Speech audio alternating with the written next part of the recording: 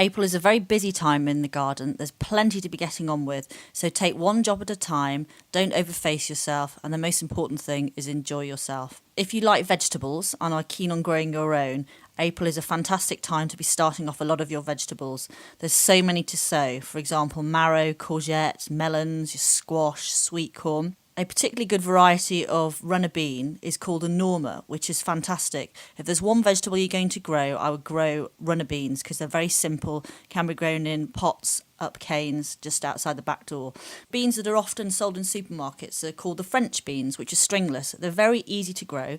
You can get climbing French beans and dwarf French beans. You want to be planting the seeds of your runner beans and your climbing beans now. April is too early to put bedding plants outside because there's still a risk of frost. Most bedding plants aren't hardy, so you can't put them out until the end of May. If you haven't done so already, you need to sow some of your bedding plants. If you're a keen gardener, you'll have sown your geraniums in December or January. These will be ready for pricking out into little seedling trays. But quick-growing bedding plants such as marigold, salvia and petunia, you want to be sowing those now inside, on a window ledge or in your greenhouse, ready to put out at the end of May. There are also other bedding plants which you could have bought in plugs at reputable garden centres and nursery. You want to be taking cuttings of these. For example, your fuchsia, bacopa, your saphinia, plectranthus and things.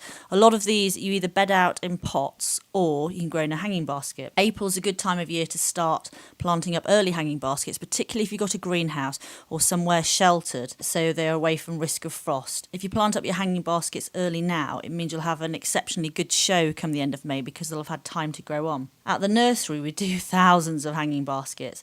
There are a few different ways of doing hanging baskets. There's the rattan hanging baskets, which don't have holes in the side, where you just put plants in the top. These are very easy, quick and simple to do.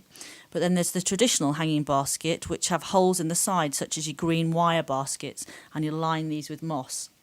In hanging baskets, I'd recommend that you use a very good quality compost. We use M3. We believe it's the best on the market.